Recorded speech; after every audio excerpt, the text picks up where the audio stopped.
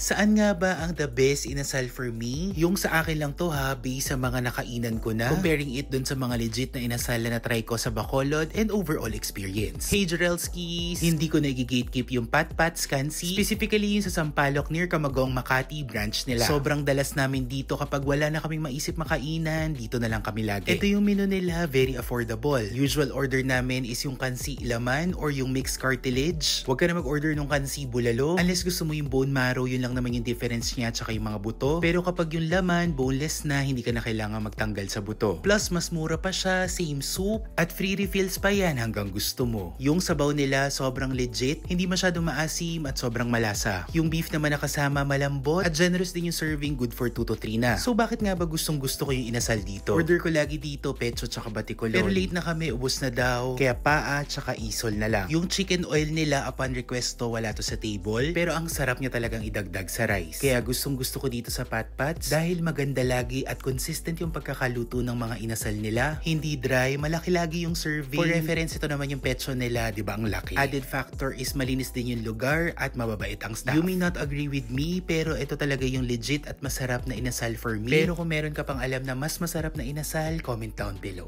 Try natin yan. Cheers!